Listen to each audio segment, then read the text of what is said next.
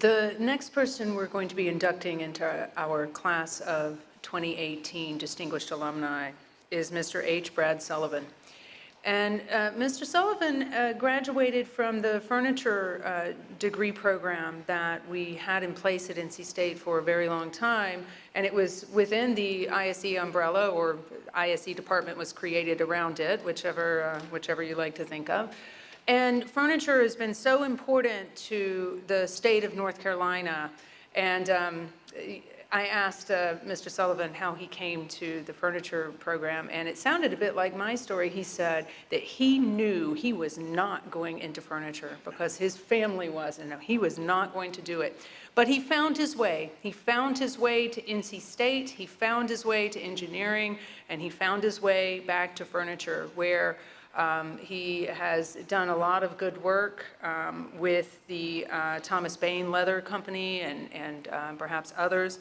And he's also contributed in other ways, not only to the furniture profession, but I also want to point out that he's been a strong supporter of student scholarships through the College of Engineering. And I'm really thankful for that work, and I'm sure that the students are too. So please join me in welcoming another one of our new distinguished alumni, Mr. Brad Sullivan. Good morning, everyone.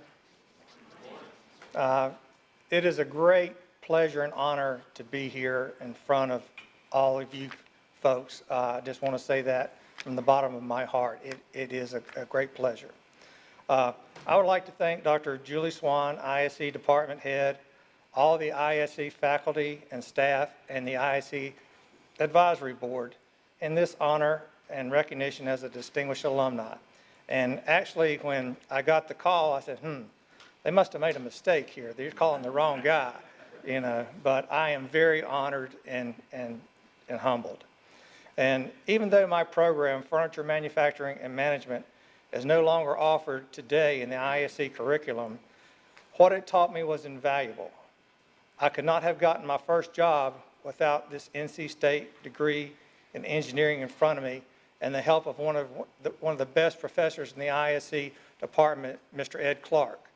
And his reach went far and wide in the furniture industry. He was well known, and I'm sure it's well known in each discipline in the school. So I just want to say how great that the professors are to help, and how reachable they are. This degree opened many doors and gave me the tools and the courage to start our own business. In 1986, my wife Anna, BS Civil Engineering 83, and by the way, who was 7 months pregnant with our first child at the time, like they say, nothing's like timing. We decided to start a high-end custom upholstery furniture manufacturing plant. I kind of thought I was the smartest kid on the planet, and after about 3 months in business, I realized I was probably the dumbest kid on the planet. You know, but I had a strong belief. One of the things that I wanted to do, I had worked for some large companies, and it just seemed like we were spinning our wheels constantly. There had to be a better way, and I was always tinkering, wanting to do a better way. So I had a strong belief in vertical integration in manufacturing without blended ownerships at the time, where each company was autonomous of the other company, but we worked vertically together.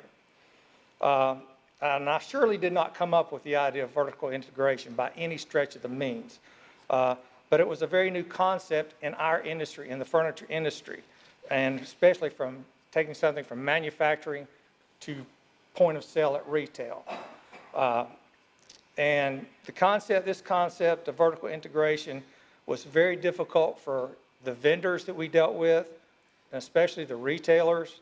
And look, oh my God, bankers and CPAs had no clue.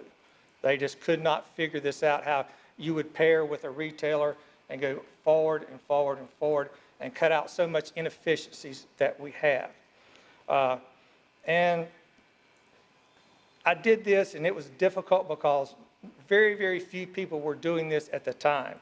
But through persistence, I was finally introduced to a like-minded retailer, and as the saying goes, the rest is history. Today, most of the largest furniture retailers in the country practice some form of vertical integration from product to retail with ownership reaching 100%. And the reason the ownership function has changed back to where it used to be separate and now it is ownership, there's many smaller pools out there of manufacturers that can manufacture these products. Retailers are going to have to protect their supply, so they are coming together. And that way, supply is protected and they can move forward. It takes a lot, it does. And my wife, Anna, and I sold our company in 2015 to Our House Furniture. And I now work as a leather and product development for the consultant for the company. And if you've ever been to Crabtree Mall and seen Our House Furniture there, a lot of our product was in that store for 25 plus years.